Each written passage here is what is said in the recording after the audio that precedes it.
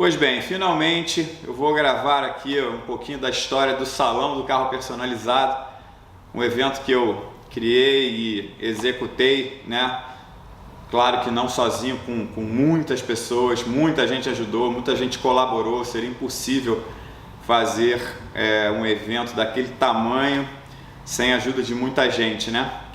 O evento, para quem não sabe, ocorreu de 2003 até 2010 aqui no Rio de Janeiro. Foram 8 edições anuais e consecutivas, sendo que 2003, 2004, 2005, 2006 foi no Rio Centro. Aí em 2007 nós fizemos no Autódromo de Jacarepaguá, depois voltou para o Rio Centro 2008, 2009 e 2010, tendo essa sido a última edição. Em 2007 o evento aconteceu no Autódromo porque o Rio Centro estava fechado para obras. Eles já estavam preparando para os Jogos Pan-Americanos, então naquele ano não foi possível fazer no Rio Centro. E com isso a gente teve um evento diferente e muito legal, porque ao invés de ser somente uma exposição, né, de carros e lojas e fábricas, nós tivemos a parte de pista, né? O evento aconteceu o dia inteiro, tinha atividade na pista, track day, tinham carros de corrida andando, enfim, alguns testes, então foi muito legal. Bom, então vamos lá para o início. Em 2002 eu já havia trabalhado em alguns eventos, porém eu fazia cenários, né? Eu e a minha equipe nós fabricávamos alguns cenários, algumas coisas. Nós fizemos um evento muito legal, um evento feito, né, para receber o Amir Klink, né? Grande velejador e aventureiro. Segundo ele, de aventureiro ele não tem nada, tudo que ele faz é muito estudado e calculado, porque ele não é maluco, ele é um navegador. E também fizemos algumas outras coisas, fizemos alguns eventos no Barra Shopping, montamos umas estruturas para o evento de surf do Rico. Teve um evento de verão que tinha uma parte de... Foi feita uma piscina e tinha uma parte de kitesurf, uma parte de surf. Uma pequena introdução, só para a garotada mesmo ter uma ideia, né? O kitesurf estava começando aqui no Rio de Janeiro, então nós fizemos toda a parte de estrutura. E aí eu falei, poxa, eu acho que já está na hora de eu partir para um evento solo, né? Um evento meu, e sempre fui muito ligado a carro, né? Competição desde pequenininho, kart, etc. E aí veio a ideia de fazer um salão de carros, porém não um salão de carros como é o salão, por exemplo, o que não existe mais, né? O salão do automóvel. Não, era um evento de carros personalizados, né? Carros modificados, carros diferentes. E aqui no Rio de Janeiro, porque o evento de São Paulo ele era um evento totalmente centralizado, todas as pessoas do Brasil iam para São Paulo, né, para assistir aquele evento, era um grande evento, né?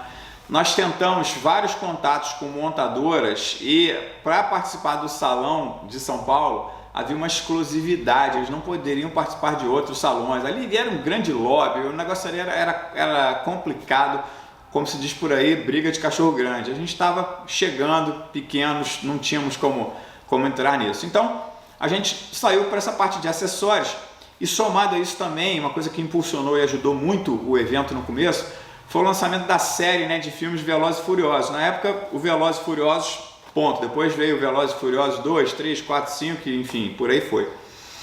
Então isso também ajudou muito. Falando aqui um pouquinho sobre pessoas, né, tem algumas pessoas que eu não posso deixar de mencionar, que de jeito nenhum, não fossem elas, certamente esse evento não teria começado, não teria dado certo.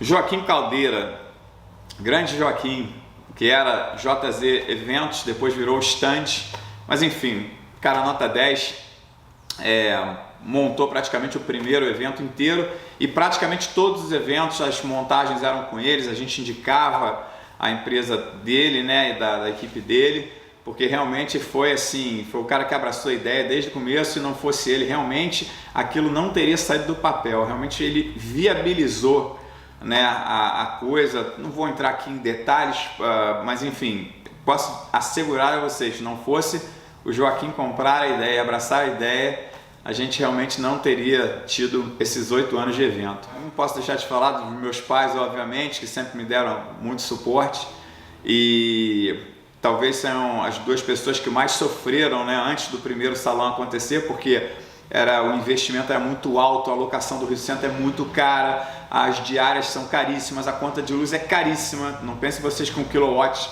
lá no Rio Centro é o mesmo quilowatt que a gente paga em casa, não, é muito mais caro. Entrar nesse mundo de centro de exposições requer muito cuidado, tem que ter muita retaguarda, não dá para entrar de aventureiro. Se for para entrar de aventureiro, aconselho logo, não entre, vai quebrar a cara. Eu vou até dar umas dicas, né, daqui a pouquinho sobre coisas que não se deve fazer e outras que se deve fazer com relação a eventos.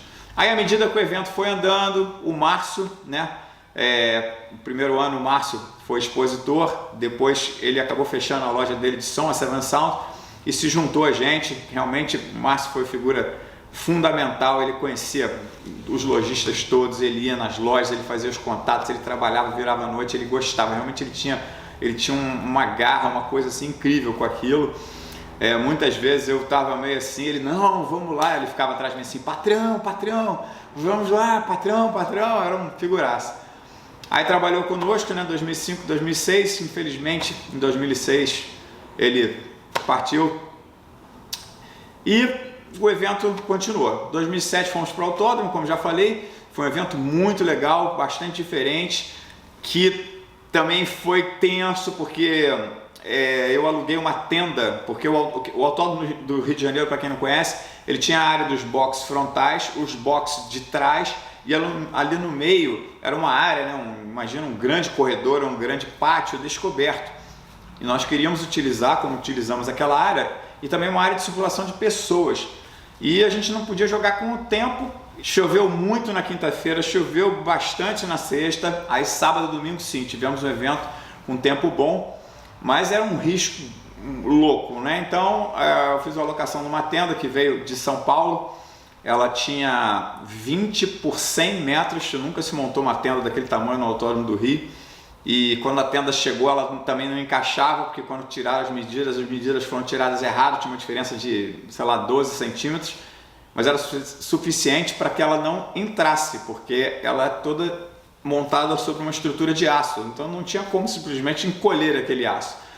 Então eles conseguiram angular um pouquinho as barras verticais de sustentação, e dessa forma então aquele troço conseguiu ser encaixado ali, mas foi um susto danado. Falei do Joaquim, falei do Márcio, agora vamos falar de duas pessoas também chave no evento. Guilherme Kaiser, dos Feras do Asfalto, era um site, um perfil, ele tinha vários perfis, tinha no Orkut primeiro, depois foi para o Facebook, tinha um website, Feras do Asfalto. O Kaiser é o cara mais entusiasmado que eu conheci, ele ia a todos os eventos bons, os eventos ruins, todos os eventos ele estava lá fazendo a cobertura. E com isso ele foi se aproximando, até que um dia, quando a gente percebeu, ele já estava lá junto com a gente, ajudando e divulgando, cara assim, entusiasta. Continua no setor automotivo, só que agora trabalhando com seguros, já acho que há mais de 10 anos. E também o Marcelo Carcelo, que foi expositor de todas as 8 edições do evento, se tornou um amigão, um grande amigo, cara nota 10, disposição nota 1000, agita, faz, acontece, ajuda, cara bom, gente boa, bom pai, nota 10, realmente esse é outro que também ajudou muita coisa. Eu conheci muito vagamente no primeiro ano, ele era expositor, aí a partir do segundo a gente começou a ter mais contato, daí pra frente foi uma parceria e amizade que dura aí até hoje, com certeza vai durar para sempre. Bom, eu citei aí alguns nomes que foram fundamentais, não vou citar todos, porque realmente muita gente ajudou, muita gente comprou a ideia do evento, e os próprios expositores, os que realmente eram sérios e que trabalham sério, ajudavam. E a gente também tinha os menores que faziam de tudo para poder estar lá, queriam estar lá, sabiam que toda a galera que gosta de carros estaria lá, e muitas vezes faziam umas coisas que atrapalhavam demais o evento. Por exemplo, a gente ia buscar, por exemplo, as fábricas, né, de equipamentos de som, rodas, etc. Aí quando nós fazíamos contato com o cara e falava, não, mas eu já vou participar, eu estou com o fulano da loja tal. Eu falava, mas como assim? Tem várias áreas para cada um estar numa área, você não pode entrar através de uma outra loja. Então, às vezes, teve gente que ainda ganhou dinheiro em cima disso. Exemplo, cara locava uma área, vamos dizer, por 5 mil reais, exemplo, tá? Pegou aquela área por 5 mil. Aí ele saía catando 1.000 de um monte de gente, 1.000 da loja de pneu, 1.000 da não sei quem, 1.000 da loja de som, 1.000... E no final ele ainda ficava com dinheiro sobrando para poder montar lá a estrutura de stand, etc, etc. Então isso, talvez eles nunca tenham entendido o quanto isso foi prejudicial ao evento até para eles. Porque se essas pessoas tivessem trazido essas fábricas, cada uma no seu stand, e de repente eles, como loja, poderiam até estar no stand da fábrica, que é muito mais inteligente do que a fábrica estar no stand da loja, o evento poderia ter se tornado muito maior, poderia ter atraído muito mais gente e eles teriam muito mais resultado. Mas a gente não pode assim culpar as pessoas, né? Cada um tem a sua realidade, cada um tem a sua criação, a sua educação, a gente não sabe como é que o cara chegou lá. Muitos chegaram batalhando, outros chegaram de qualquer jeito, outros chegaram e logo saíram porque pegaram dinheiro emprestado com alguém. Não, vamos lá que a gente vai montar a loja, que a gente vai arrebentar porque eu sou bom, porque eu sou conhecido e tal. E daqui a pouco esses caras sumiram e muitos tiveram que sumir porque deixaram muitas contas aí para trás. Enfim, eu não estou aqui para criticar nem nada, eu estou aqui para contar a história do evento.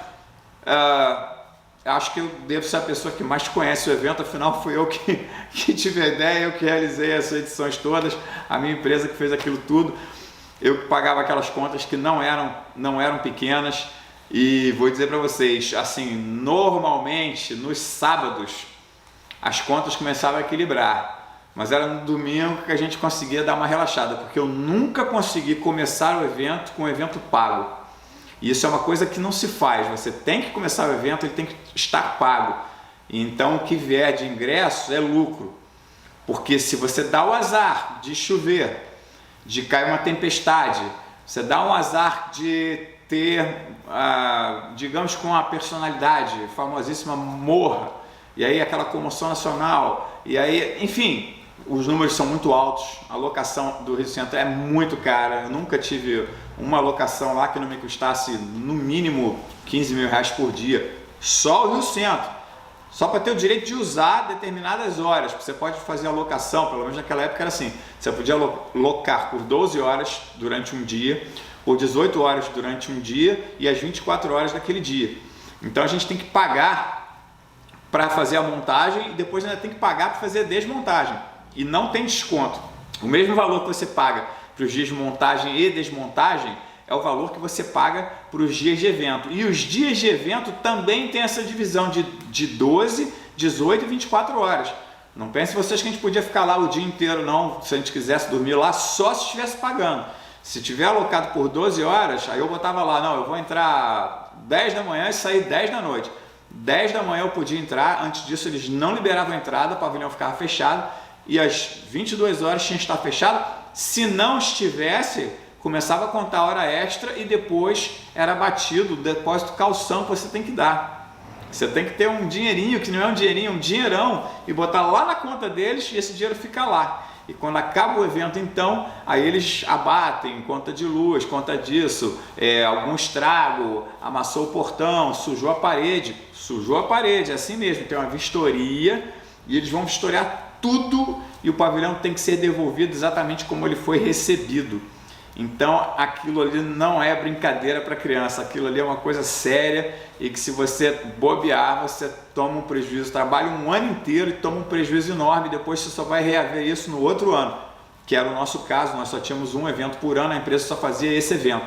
Depois até nós começamos a fazer uns outros, mas acabou que não deu muito certo, talvez até por minha culpa, ou minha culpa também, mas enfim, uma equipe, pessoas, ideias. Então precisa tomar muito cuidado com isso. Vou falar agora do crescimento do salão. 2003 ele foi legal, a gente recebeu uma quantidade de público razoável, se não me engano foram 11 ou 12 mil pessoas que visitaram. Vou fazer um parênteses aqui, já que eu comecei a falar de público, né? Muita gente pensa e fazer as contas assim, por exemplo, 2005, que foi o ano que mais deu público, que mais lotou. Eu não posso dizer se foi o melhor, talvez tenha sido o mais animado, né? Porque ele foi melhorando em qualidade, mas começou a cair em quantidade de público, de interesse. Algumas lojas que foram saindo do mercado, que já tinham dado problema com as fábricas, com aquela história que eu já falei de juntar fábrica com loja, enfim. Mas 2005, por exemplo, tinha gente que jurava, falava assim, cara, pô, quantas pessoas deram? 100 mil, 150 mil? Gente, nunca chegou nem perto deste número. Deixa eu ensinar uma coisa para vocês aqui, tanto você público quanto você que quer participar de evento. Não é nada difícil fazer as contas de público. Imagina o seguinte, um evento bastante cheio, em 1 metro quadrado você coloca 4 pessoas. Isso já é bastante gente, tá? Então, por exemplo, o pavilhão 2 do Rio Centro, que nós usamos algumas vezes, aquele pavilhão ele tem 10 mil metros quadrados. Então, se ele tivesse cheio, mas assim, lotado de gente, ao ponto de ter 4 pessoas por metro quadrado, ali caberiam 40 mil pessoas. É muita gente, não dá, nem show você conseguiria fazer um negócio desse. Então, quando vocês quiserem ter uma ideia de público, vocês procurem mais ou menos mensurar a área onde essas pessoas estão e observem, vejam, fala assim, poxa, ali deve ter 1 metro quadrado, quantas pessoas tem? Pô, se aquele cara está conversando com o outro, eles estão ali a 1 metro de distância dos outros dois, sabe, por aí vocês conseguem ter uma noção. Então, quando esses eventos, por exemplo, tem muito evento que acontece por aí, porque foram 80 mil pessoas, foram 100 mil pessoas, a maioria é mentira, e como eu já falei, não é difícil fazer essa conta. Muita gente falava para mim na hora de fazer os folhetos, né? Não, bota aí que ano passado deu, sei lá, X mil pessoas. Cara, não vou fazer isso. Não vou fazer isso porque qualquer pessoa que entenda de evento vai falar, pô, esse cara tá mentindo, e a partir do momento que você começa a mentir no folheto, você vai mentir pro resto todo, né? E aí a coisa tende a não progredir, não ir para frente, não evoluir. Voltando aí para os anos do evento. Então, 2003 ele começou, teve um público razoável, o evento foi legal, fez barulho. Foi até a época que eu voltei a correr de kart depois do evento, estava cansado, eu falei, cara, eu vou voltar a correr porque eu quero me distrair, eu quero me divertir um pouco. E também foi bom porque ali dentro do kart eu comecei também a me aproximar de novo do pessoal de competição. 2004 o evento já foi bem maior, bem melhor. 2005, como eu já falei, foi o melhor de todos. Tinha muita gente, muito expositor, fila na porta, a fila de carros passava do autódromo Jacarepaguá, uma confusão lá fora, uma confusão lá dentro. E aí o pessoal, os expositores vendo aquele pessoal todo mundo aumentando o som dos carros, lá dentro era um inferno, ninguém conseguia conversar com ninguém, um barulho. Aí os expositores que não eram de som, estavam alucinados, pediam pra gente ir lá, para as pessoas desligarem o som, a gente ia lá conversar com o cara, baixa o som aí, quando você virava as costas de cá aumentava, aí você, é tudo muito grande, né, o Rio Centro é grande, a área de exposições é muito grande, então a gente ficava batendo cabeça e pedindo, foi uma loucura, mas foi com certeza o evento que assim, como se diz por aí, que bombou, foi o evento mais lucrativo sem dúvida nenhuma. E, enfim, a partir dali também a gente aprendeu muitas coisas e fomos obrigados, inclusive, a separar, a partir de 2006, o pessoal que não tinha som ficou no pavilhão 2, o pessoal que era som era no pavilhão 1. Não que o som estivesse liberado, mas porque a gente já sabia que, além de ser proibido, a gente não tinha como coibir, a gente não tinha como controlar, a verdade é essa, nós não tínhamos como controlar expositores novos, jovens, carro, público, todo mundo ali animado. Você não podia falar para o cara, abaixa o som, desliga, isso aqui tem que ficar agora como se fosse um hospital. Ia matar o evento, ia acabar com a graça do evento. E, por outro lado, o pessoal que estava lá e que não queria saber do som, também sabia que aquilo ali ajudava, atrapalhava ali estamos aqui conversando e tal, está atrapalhando aqui com o meu cliente, mas ajudava no volume de pessoas, na repercussão e no mercado, que o mais importante no evento, isso que muita gente nunca conseguiu entender, era o mercado. Todo mundo ia para ali só pensando no seu. Se a coisa fosse a mente fosse um pouquinho mais aberta e eles entendessem que aquilo era um mercado, talvez o resultado pudesse ter sido bem melhor durante muito mais anos. Confesso a vocês que quando chegou em 2010 eu cansei. Eu falei, cara, eu tenho 8 anos que eu falo as mesmas coisas com as mesmas pessoas, parece que entra para um lado e sai pelo outro. Então, assim, aí eu cansei. E aí muita gente, pô, não pode parar. Eu falei, pô, vocês me desculpem, mas eu posso. Inclusive, quem quiser dar continuidade, fica à vontade. Não tem nenhuma exclusividade, o Rio Centro vai alugar para quem quiser. Muita gente andou indo lá, sondando e tal, mas ninguém teve coragem de disposição para entrar na brincadeira, porque o risco era muito grande e os números muito altos. Muita gente falou, mas na hora de ir lá e botar o CPF embaixo, desistiram.